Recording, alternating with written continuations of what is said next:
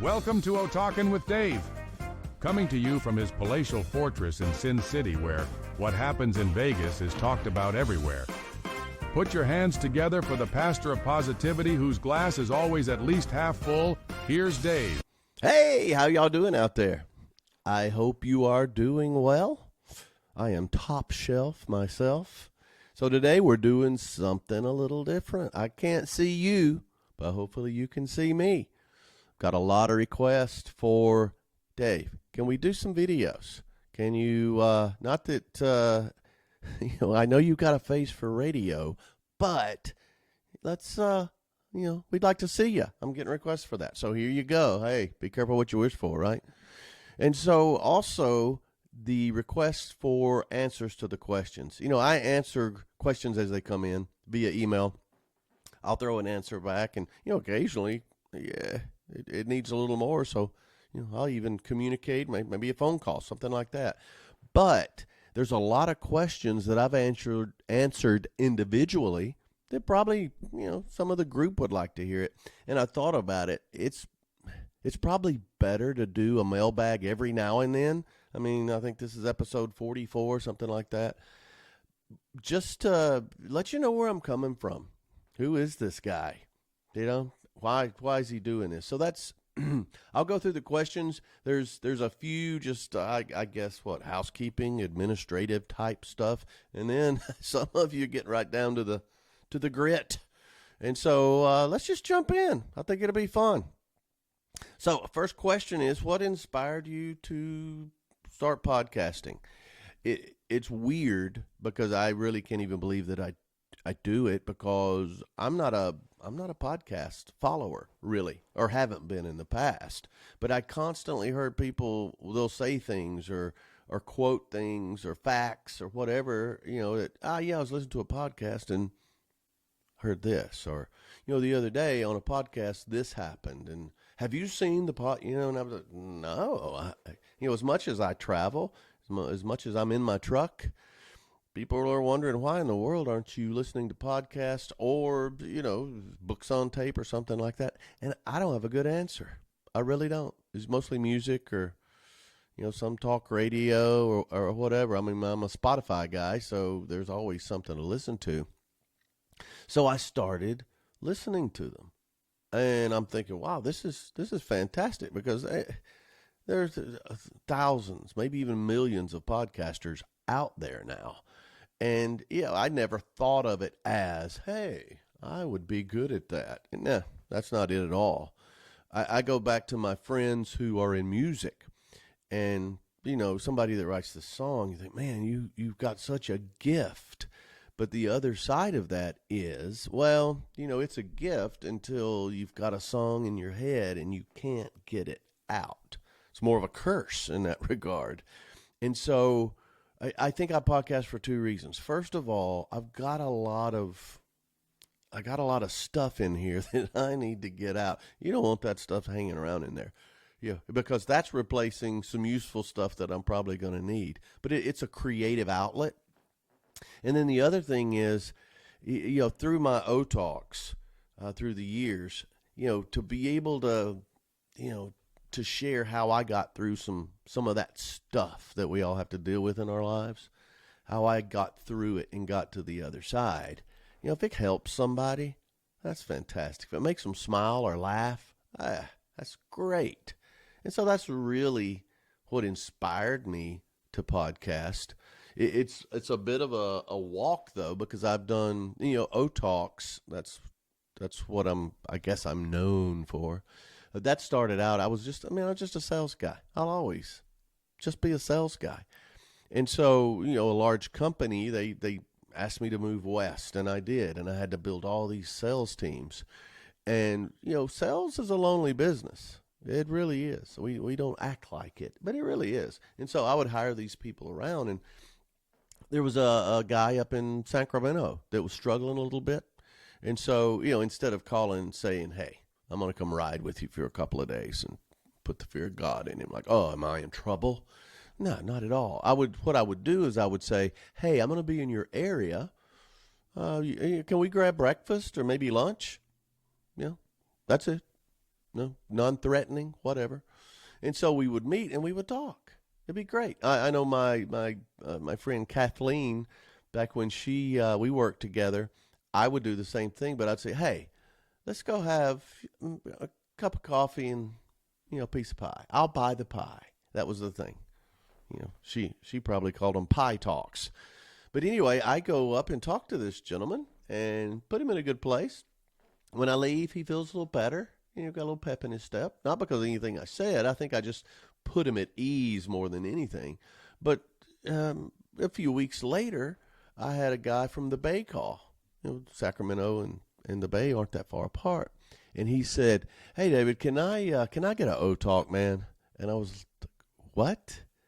An O-Talk? And he went, yeah, I know you talked to so-and-so over in Sacramento a couple of weeks ago, and he felt a lot better afterwards, and he told me, you need to talk to O'Connor. You need an O-Talk. So I didn't even name my company. I didn't even name it. It just kind of organically happened. So I've been traveling the country for 17, 18 years giving these, with a sales guy or a sales team or a organization. And so I've never tried to book. I've never publicized what I do. It's all word of mouth. And so I like it that way. It's kind of organic. I don't really like, as contrary to popular belief, I don't really like publicizing me or drawing a lot of attention. I like for other people to do that, and then it happens nicely. So the O-Talks, traveling, being in person, that's taxing. After, 17, 18 years on the road, I'm doing fewer of those. I like to focus around Nashville and Austin, Vegas, where I live now, and Southern California. I got people there. And so I can, kill two birds with one stone, which is a very violent phrase, but it's not as bad as more than one way to skin a cat, though, is it? Anyway, so the podcasting is a good way to get this message out. I've never done it for money. I recover my expenses and maybe make a little here or there, but it's about the message, and that's truly it. It's truly it. It's nothing more. Of course, everybody's got an ego. I have an ego, but it's about getting the message out, and podcasting's perfect for that. I can get an idea and just, my goodness, go to it and then go on with my day. I don't have to travel somewhere. I don't have to write anything down and check my grammar. I don't have to dress up. Look at this. This is what I was wearing today. I didn't change. For this, even though it's my video debut. So that's really the story behind where podcasting came from. Several people have asked that question in different ways. Another question is, how do you choose your topics? Well, now it's almost purely what's requested or asked for. The first 4 to 5, I wrote a few books, and I tried to cover that information, really, to break myself into this format. So those, if you listen to them, I cover a whole lot of information. I cover, the books, the way the books came about, which is another question. I would do these O-Talks, and, when I go to a group of 10 to 12, 20 people, we're in a conference room. I get those 3M things you stick to the wall. I would ask questions, opinions. They would feed them back to me. I'd write them on the wall. And by the end of the session, the room's wallpapered. And it's their thoughts. They can't really not like the information because they gave it to me. Shh, don't tell anybody. But that's the way they would go. And then they would get bigger and bigger groups. And, when you've got several hundred, or even I think my max is 1,600, you can't do that. You can't. So people would take notes, and they would come up to me afterwards. Very nice people. I mean, we have a good time. We laugh a lot. And that's what they would say. They would say, I was taking notes, and then we started having fun. And I thought, well, I'm not going to miss out on the fun by having to write all this down. So they'd say, do you have anything? You have any of this printed? And no. And it was years. I think I was doing this for 5 years before I ever decided to write it down. And, it's a solid third grade reading level. I call them airplane books because in any one of them, you can read them in a couple of hours. And I don't hawk my books. Not at all. I don't even take them. I just say, if you want them, here's how you can get them. And that's it. I don't do that kind of stuff. So the first few Talking with Dave podcasts are really covering that material.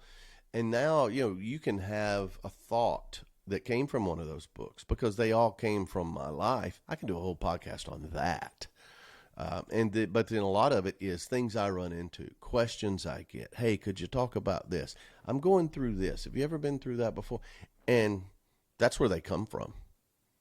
That's almost 100% where they come from. But I have I keep like these books right here. I just jot it down. I'll be driving and something will say that. I'm like, oh, okay, yeah, and I'll just write it down. And so that's where they come from. So keep them coming. I record a lot of these and put them in queue to be released. But because I don't want to lose that spontaneity at all.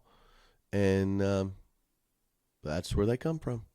I wouldn't answer this question normally. I answered it to the people that have asked, but hey, I used to, when I started to do this, I'm thinking, all right, I've been in music, so I got a lot of equipment. But the question is, what equipment and software do you use? And I promise I'll get through these in a minute. We'll get to the guts. It's very simple. I have this the interface. It's a Focusrite interface, the red box. I have that. You don't even really need that, but I had it anyway, and it helps. It helps with the transference. I use an MV7X Shure mic. I got that just because my voice, I need as much help as I can get with the voice, so I got this. It's not that expensive. You can even get one of these with a USB, so you don't need that little red box. You can plug it right into your laptop or your PC or whatever. That's really it as far as hardware. Software, there's so many great ones out there. Right now I'm using Descript, Descript. The reason I use that is because, for editing purposes, it puts all of my words into text just automatically.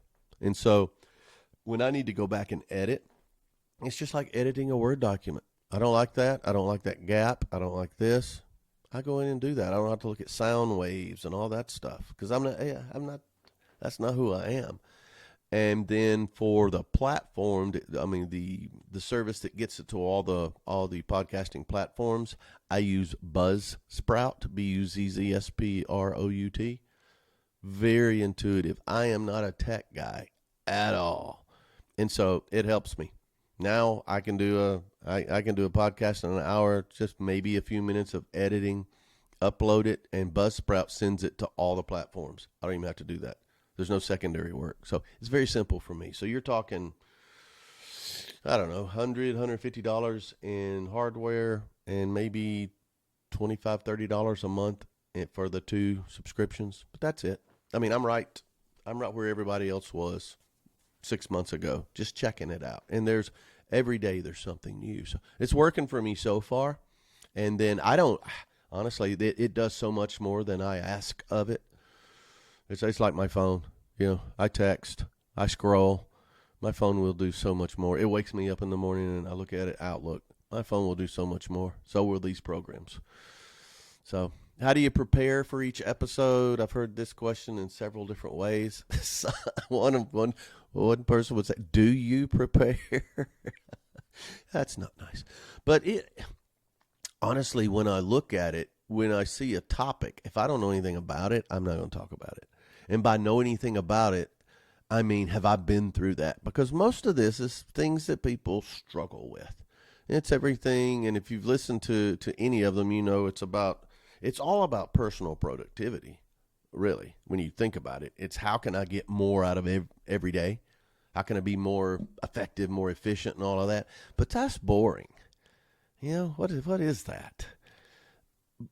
I've found that if you're worried about something, if you're stressed about something, if you're down, if you're in a negative mood or whatever, you're not going to be as productive. So that's what I deal with. Let's take out the trash. How do we get through this? And I'll tell you, I have struggled.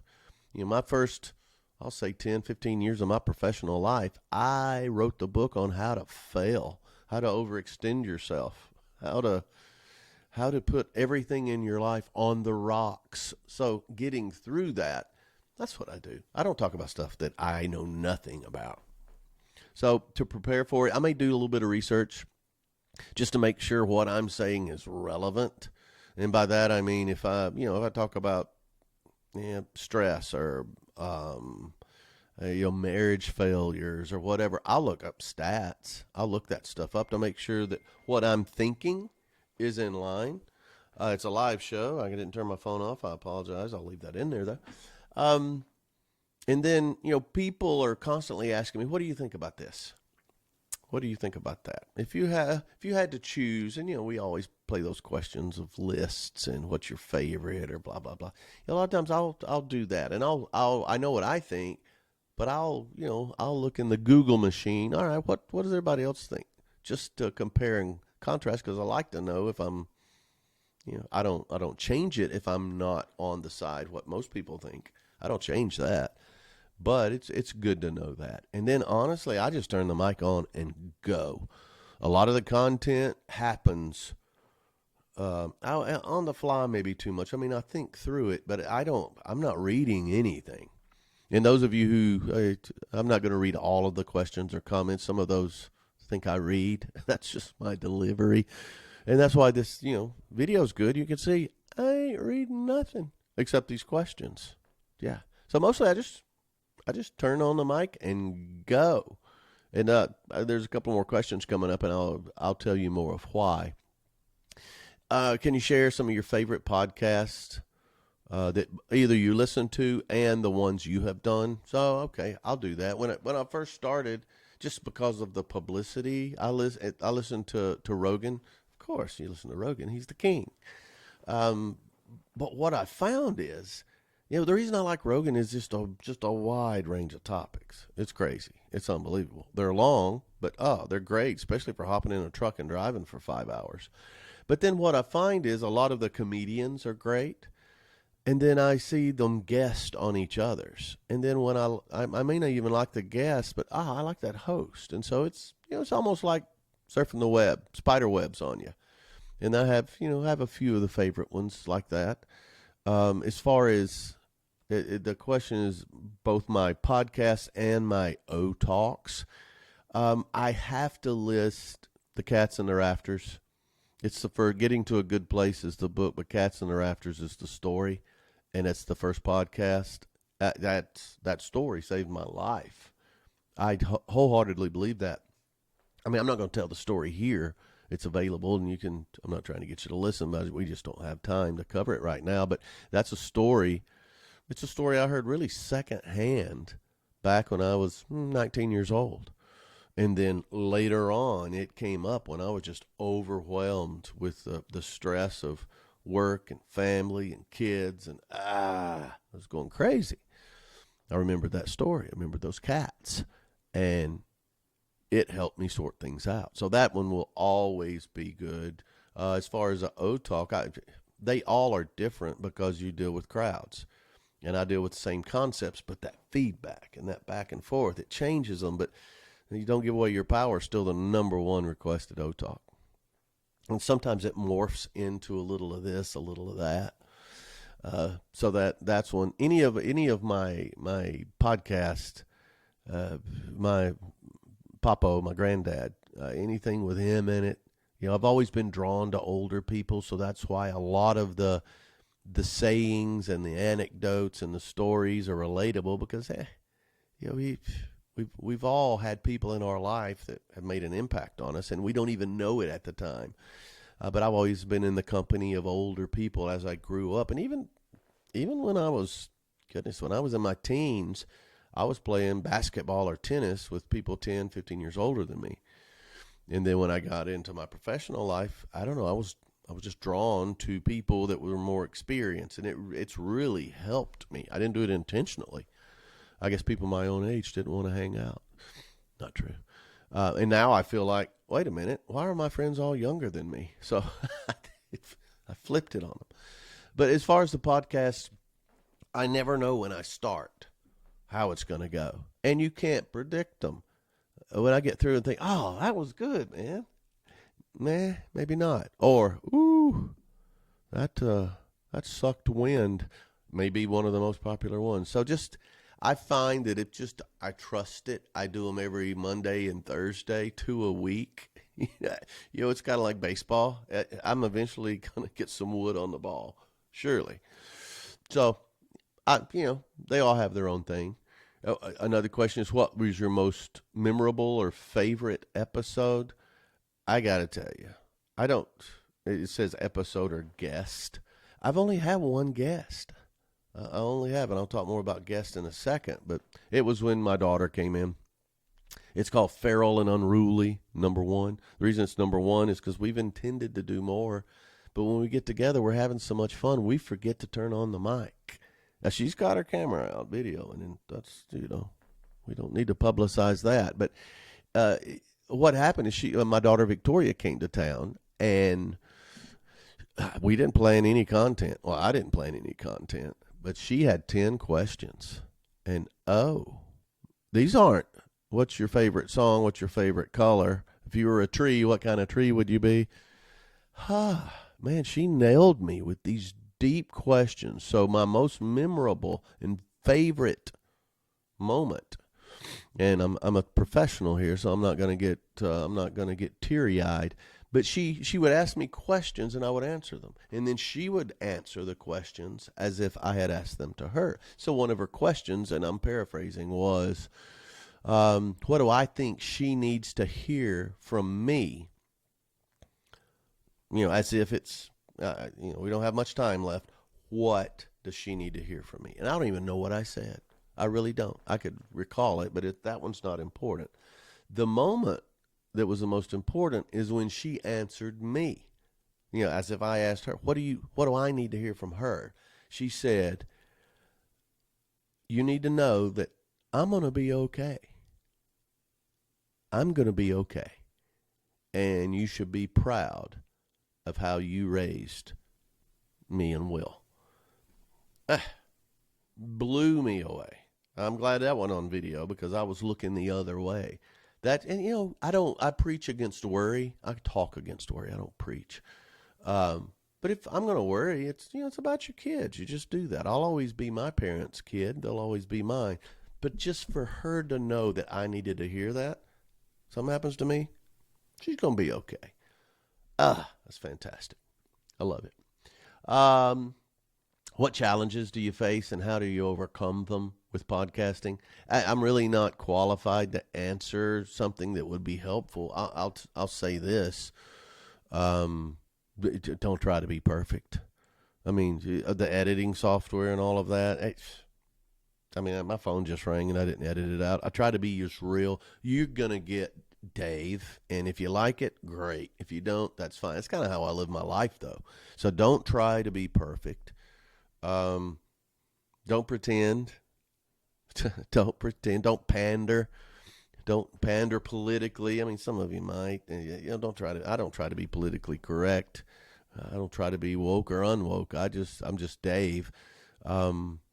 I do, not to be a hypocrite. I stay away from some topics, or I just touch on them and don't get deep into it because I think some people may disagree with me on some things, just like I would disagree with them on some things. But as I've said, that might be the only thing we disagree on. So don't make such a big deal out of it that you turn people away, but still be yourself. And so, that question was asked in several ways. What advice would you give? What are the challenges? How do you overcome that?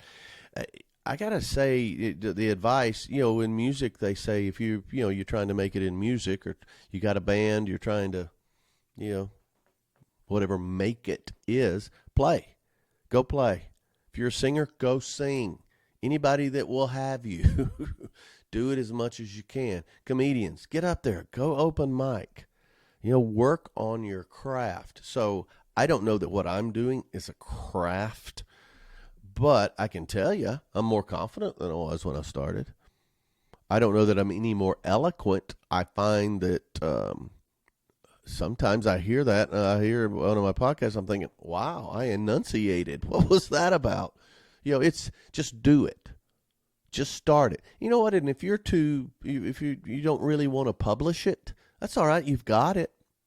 One of the good things about having these is, at some point, my mom passed away and she couldn't really speak for the last couple of years of her life.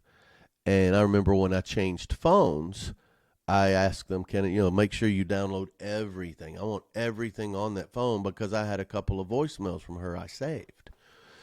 It didn't, and now I don't. So if nothing else, this, they can tell my grandkids or whatever, well, I plan to live forever, but they can say, here's not only what he thought about things, here's how he sounded. And so you just do it, man. Get out there. You can't mess it up. Go for it. Don't be intimidated by it at all. A couple of more housekeeping things. How do you promote? I really don't that much. Facebook, every week I post them on Facebook, Instagram, Twitter, YouTube, but I post them. I really don't promote them that much. Word of mouth is what gets people listening. And here's a crazy thing, and this is not bragging.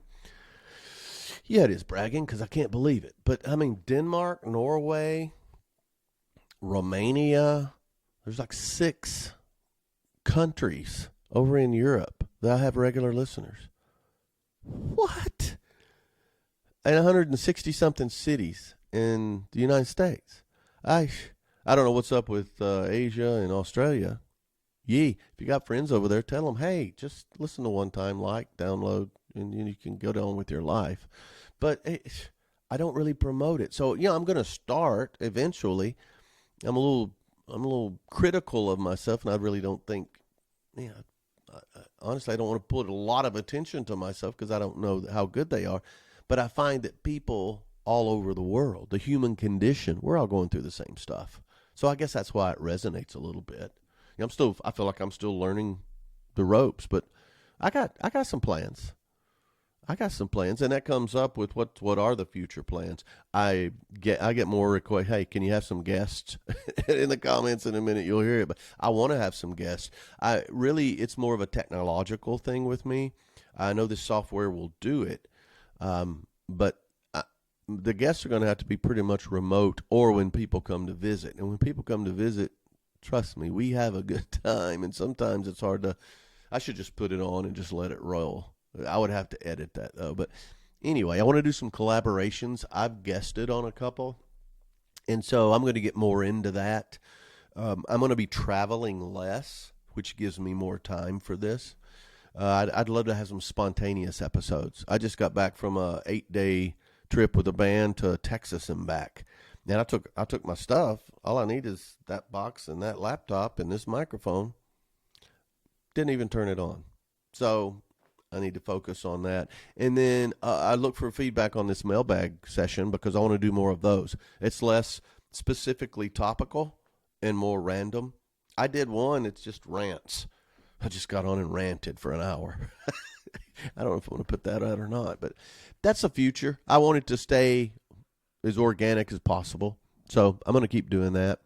And then the last, I'll call it less passionate email is, do you have any merch for sale? I don't. I've got the designs. I've got it all. I've got the quote. I just hadn't pushed the button to order it, but it's hats, shirts, stickers, a couple of different styles. I'll let you know when I have it. I'll throw it on my website, which leads me to the first of the more passionate emails. I love it because it's kind of passive aggressive here, but this one says, this gentleman, it is a gentleman. He said, what is up with your website? It could really use some help, and I can help you. So I don't know if he's soliciting for his website business or web building business, but I agree. It is, it's basic at best. And it's nothing best about it, but it's where I post things. You need a website. A lot of people, I don't like to talk on the phone, although I do a lot. But, people say, hey, how can I get an O-Talk? How can I do this? And on the website, if you look at it, it's otalks.com. It's got how you contact me. It's got, I post all of these podcasts on there because it's easy to get to, but it's easy for me to say, just otalks.com, otalks.com. Just go there and you'll find out whatever you need to know. It's got, all I really need is my email address. And then that's where a lot of these come through. The requests, the questions, all of this. Although I get a lot on Messenger, Facebook Messenger. I didn't even know. I don't really check it that much. And one day I looked over and boom. And I apologize to those who I didn't get back to, but I text and stuff like that, but I didn't even think about Facebook Messenger. So some of these came from there. But yeah, dude, I get you. My website could use some help. So more on that. Why don't you use videos or have guests? It's very common. I love this comment, though. I like your podcast, but it would be more entertaining if we could see you and you had guests. Okay, well, I'll meet you halfway, brother. Here I am. See, well, look, this is what you wanted, really. But I'm on board with the guest, and we're going to do that. I've got tons of funny friends.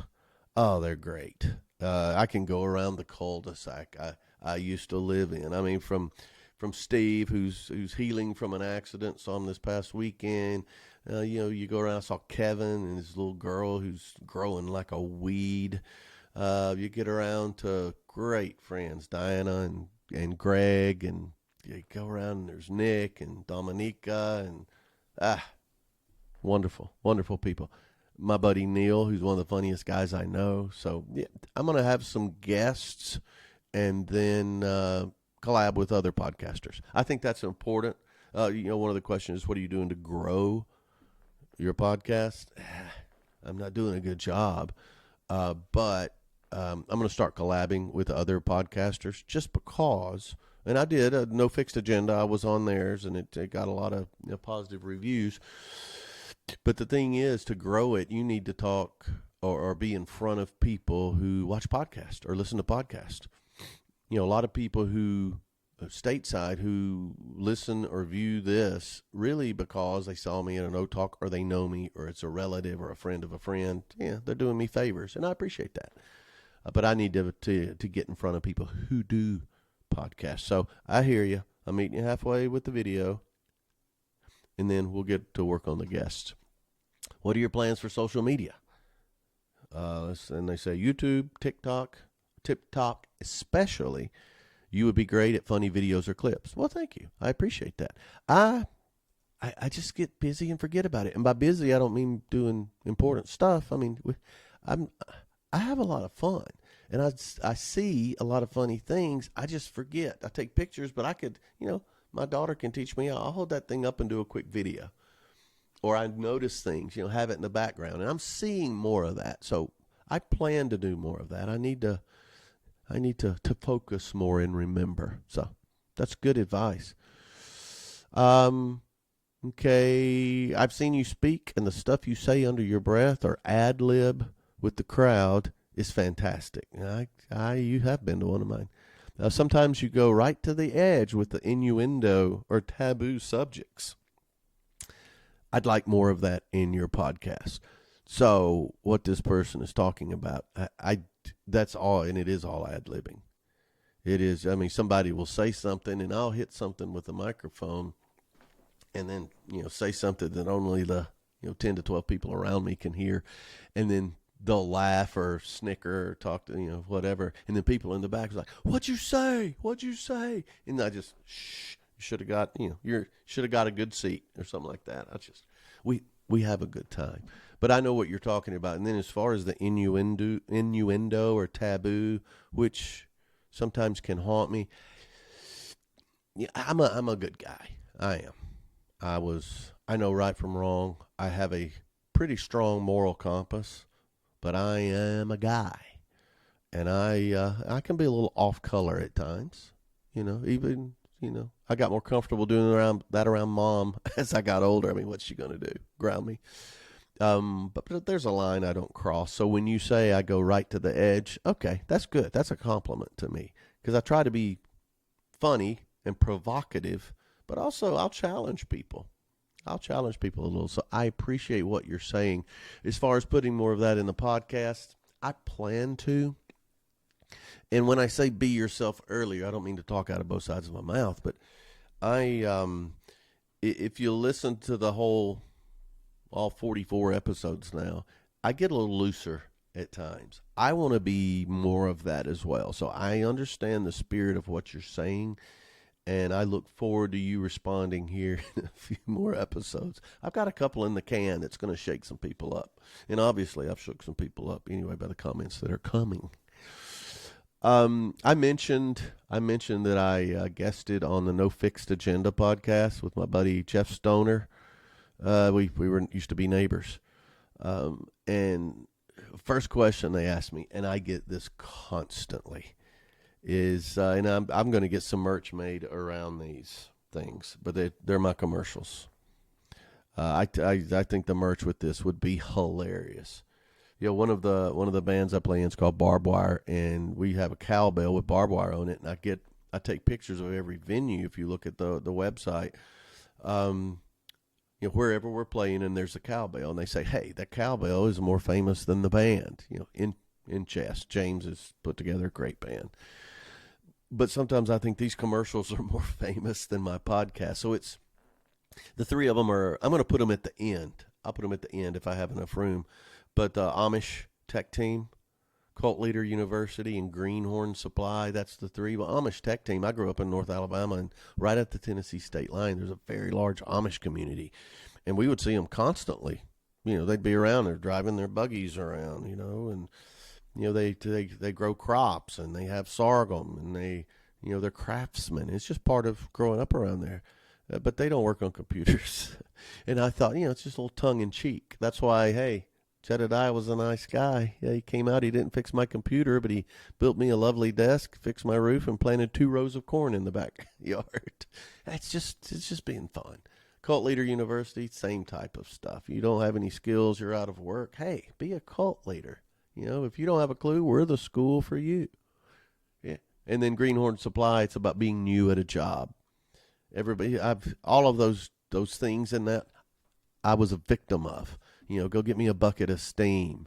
You know, we're out of hammer grease. Go up front and ask so-and-so for some hammer grease, and I fell for it. So that's just about, you know, don't look stupid just because you're new. And I wrote the content on those and sent it off to a guy at Fiverr, Fiverr.com, for $20. He did the speaking and the background and the music and everything. My wife said, that guy's really good. I went, yeah, he sounds great. No, how did he come up with all of that? I went, baby, I wrote that stuff. And she was like, no. Yeah, I did. So the commercials, there's more coming. You know, I don't have any ads. I don't have any sponsors yet. Hint. But you know, it's a way to break it up. Plus, who wants to hear me talk for a solid hour? Now that you got video, though. This one, you know, I've had this one from people in Michigan, Ohio, and in the South. This question asked in different ways. Why are you so negative toward the South? Come on, man. I am the South. So part of the thing about being from Alabama or the South, and part of my shtick, I guess, is self-deprecating humor. I mean, come on. You don't take yourself that seriously. That's how we were raised. And so when I am negative toward the South, that's self-deprecating. I'm talking about myself. You know, marrying your cousin, redneck, hillbilly, hick, whatever. I am not being negative toward the South. So you people in Michigan and Ohio, that's why we beat you in football. Just kidding. I'm not negative toward the South. I love the South. I love the South, and I love California. I love everything in between, but I've lived in those places most of my life. I love them.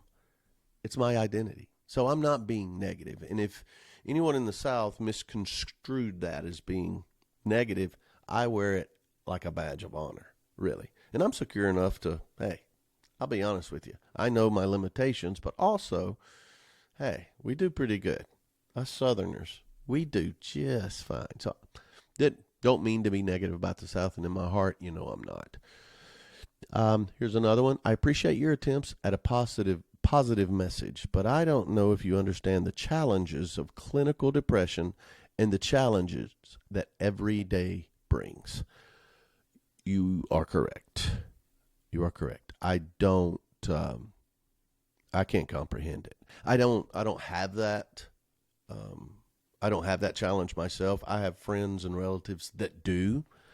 But if you'll notice, I don't really talk about clinical depression. I don't. You're having a bad day, you're in a bad mood, you're facing some bad stuff. That's what I talk about. And if I've missed it, it's my mistake. But usually I say if it's more than that, you need to seek some help, either with, from a friend or someone who can comprehend that, has been through it or is going through it, or seek professional help. I get it. I don't, and that's why I don't speak on it. Being depressed is one thing. Staying depressed is something that I can't speak on out of experience. So I try to stay away from that. To me, that's a conversation. That's not that's solved more with you being able to talk, and that's really not the. I'm not qualified to do that. Plus, I don't think I could help you. That needs to be a give and take. So get some support from somewhere. I'm not your guy, and you're right. I don't have the answers. I don't. I don't have the answers for anything. I just talk about what I've been through and how I got through it. So I don't disagree with that at all, that criticism. This one's funny. Your poor wife. What does she think about all the things that you share? Well, bless her heart. My wife has been my wife for 36 years, and she was my childhood sweetheart for 6 years before then. She's anybody that's says, "Oh, David, he's so funny," or "Oh, he's crazy. It must be so much fun living with him." No, she's seen the show. she she's seen the show. But I'll tell you this, just to maybe put you at ease a little bit. Some of the things I share, I run it by her first on snot bubbles and skid marks. When I do remember the Kapalua? Used to be the #1 beach in the world. Now it's the #2 beach in the world. I told her I was going to do what the podcast was going to be about, just laughing and things that at the time weren't funny at all, but now are hilarious.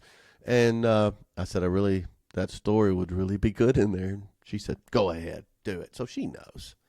She knows. She has to deal with me every day. The podcast is, that's just an hour. She doesn't have to talk to me. But no, she's good. She may tell you differently. I love the podcast with your daughter. Do you plan on any with your wife or your son? Yeah, the one with my daughter, and we're going to do many more of those. That's going to be reoccurring. Yeah, so thanks for the compliment there. My boy, he is, I'm trying to call him Will. His name's Will. He's 35 years old, or 34, will soon be 35. I need to quit calling him the boy, but he's my boy. He's less podcasty. He'd be great at it. I think he should do a podcast on music. He's got just encyclopedic knowledge of the music industry and bands, band members, tours, set lists, lineups, record labels, producers, all of that.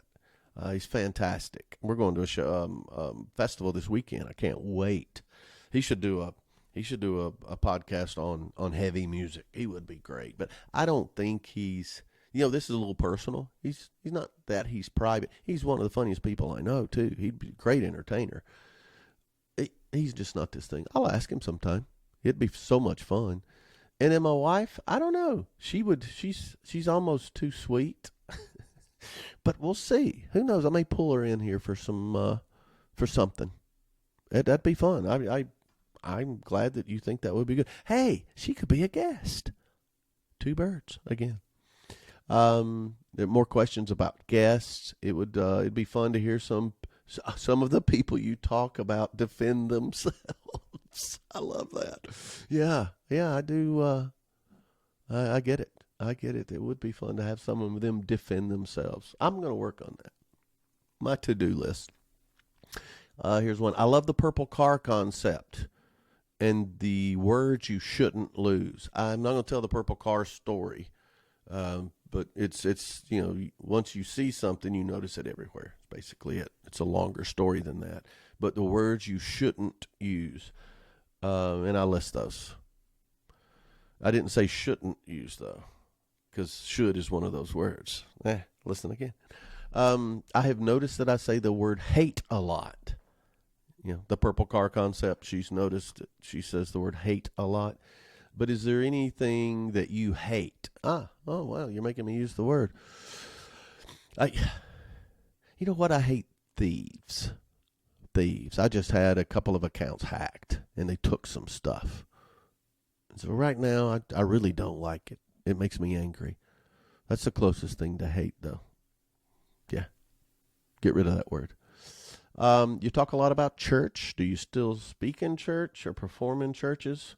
Some of your stuff seems a little too irreverent for church. Well, I'm not in church when I'm saying that stuff.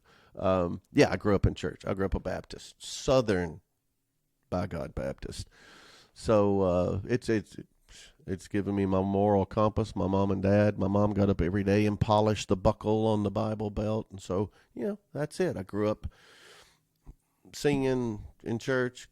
We were church Sunday morning, Sunday night, Wednesday night. It's part of it. And that irreverent stuff. Yeah, I don't. If you ever want me to speak publicly in a faith-based situation, don't worry. I'm not gonna let the F word fly. Maybe, but I get that. Some of my stuff is too irreverent for church. This dovetails with the next one, which I like. I like most of your podcast. I didn't like the one about hypocrites and church. We struggle enough without having a believer being negative about Christians. All right, I think I know you. You may be the one that when I was visiting a church in Texas told me to get up. I was in your seat, and then later when we performed, everything was okay. So here's the thing. I call it like I see it. I quoted Gandhi in that particular podcast. He said, I like your Christ, but I don't like your Christians because your Christians are nothing like your Christ. So I grew up with hypocrites in church, ma'am, and maybe I wasn't talking about you. So I'll call it like I see it. I always will. And I've seen it all when it comes to Christianity. I saw a preacher recently was preaching a sermon, and he said the biggest problem with preaching the gospel is preachers. So, yeah, if that offended you, okay. I wish you would deal more with suffering from depression or grief. Okay, and I get this so much, and it hurts me because I know people out there struggling. And it hurts me because I'm not qualified. I can talk about how I deal with bad days and in tough times. I've got one coming up. It may have already been, or after this one, talking about tough decisions, really tough decisions. And I did the one on grief. It's a 30-minute. It's the shortest one I've had because I've dealt with some grief. A couple of loved ones, and definitely some animals that I've grieved hard over, but. And compared to those people who've really had a tough time, and I have people that, it's just like, how much can one person take? I don't feel qualified compared to those people. They need to be helping me, and you know what? That might be something I do if one would be willing to have them talk to me about it in front of the camera. That might be a good one. So thanks for the question. Oh, I love this. Why do you think you're qualified to speak about so many topics dealing with psychological topics? Do you have a degree or a doctorate in psychology or sociology? Do I look like or sound like I have a degree? So I get it. This person probably does have a degree, or maybe I said some things that hit too close to home. I don't know. But no, I don't. And the reason I'm qualified to speak about the topics I speak on is because it's my take on how I got through them. I've screwed up so many times, and how did I get through it? Or, I talk about what not to do as much as I do what you should do, or what you need to do, or something like that. Because it's stuff I've been through, and so I hope that comes through. And that's one reason I'm doing this mailbag, so anybody that's listening can hear that. I don't have the answers. I cut a trail and can look back. Okay, here's what I did. Ooh, here's why I got way off and how I got back on. So don't mean to think I'm the, if I came on and act like I had a degree or doctorate in psychology or sociology, that would be foolish because you could see right through me. I like this one. I think you're a horrible person that's just preying on the emotions of people who are struggling with your folksy cliches and stories. Don't mean to laugh. Well, I only have a problem with one word there. You say praying, Preying, maybe Praying, but I don't prey on the emotions of people who are struggling. No. If you think that, then you misunderstand what I'm doing. I may be a horrible person. I probably have references on that. And I do use folksy cliches. And so I think you misspelled folksy. Folksy cliches and stories. Guilty. But my heart is pure on why I'm doing what I'm doing. I am not preying on the emotions of people. So, I don't think you're listening. If you feel that way about me, I don't think you made it this far. But trust me, that's not the case at all. Okay, you talk about being from Alabama. What led you to California, and why did you stay? But my job led me to California for the first time. I'm going to talk about that decision in the podcast coming up on tough decisions. I'm a lifelong, goodness, lived in Alabama or Tennessee for the first 39 years of my life. And to move to California when I hadn't even been to California, that was a big one. But once we did, I'm not going to go into that decision because I'm going to do it somewhere else. But it was fantastic. My wife and I, we grew up 5 miles apart. And then, we've been together since we were teenagers. For two people from Alabama to move across the country with their kids and absolutely love it. Usually one loves it and one hates it. But we absolutely loved it. The only reason we moved from California back to Nashville is so the kids could, grow up, graduate in the South and get out because of the cost of living. My son later moved back to California. He lives in San Diego to this day. My daughter lives in Nashville. So why did we stay? We just loved it. And, we still had access to the South. All our family's there, so we went back regularly. I live in Vegas now. I would not have moved to Vegas if I weren't going right back to California. I'm there every, once a week probably. And I get to go back to the South every 6 to 8 weeks as well. All my family still lives there. So that's why I stayed. Just a personal choice. How can we contact you for a live O-Talk? It's otalks.com, my state-of-the-art website. But reach out to me. I'm going to cut it here just because I want to make sure that I'm under the time limit for my video here. But keep sending me the feedback. Keep sending questions. I will answer them. I'm not going to wait for the mailbag to answer your question. I will to make it public. But please reach out to me, David at otalks.com, OWD at otalks.com. OWD is O-Talking with Dave, which was another question. But I'm on YouTube, Instagram, Facebook, Twitter, all of those. Thanks for the encouragement. I'll do better on some of the stuff you're asking for, and I'll try to put the commercials here at the end. But thanks for the support. Thanks for O-Talking with Dave. Giddy up. Hey there. Are you having computer problems and can't get the help you need? Is there a language barrier or other obstacles that make you feel insignificant and unappreciated? We know just how you feel, and we are here to help. We are the Amish Tech Team. The Amish Tech Team is known for their work ethic, quality craftsmanship, and attention to detail. The Amish Tech Team will ride to your house, assess the situation, and leave you feeling good about the experience. Oh, Jedediah was just a lovely young man. He didn't fix my computer, but he built me a new desk, repaired my roof, and planted 2 rows of corn in the backyard. All of our technicians at the Amish Tech Team are English-speaking, respect traditions, and know their way around a grist mill. Send a letter by mail or carrier pigeon today, and when we get it, we will hop in the first buggy available and head out to your place. And the first 10 requests will get a complimentary jar of sorghum or an Amish Tech Team horseshoe to use as a paperweight. It's a real horseshoe. You don't have to put up with services that put you on hold or talk funny. Contact the Amish Tech Team and we'll be right out as soon as we get your message. And get free of our chores and load up the buggy and travel to your place, depending on traffic and the weather and those dad-blame motorized vehicles and all those bright lights and shiny signs that keep distracting the horse and tempting the youngins.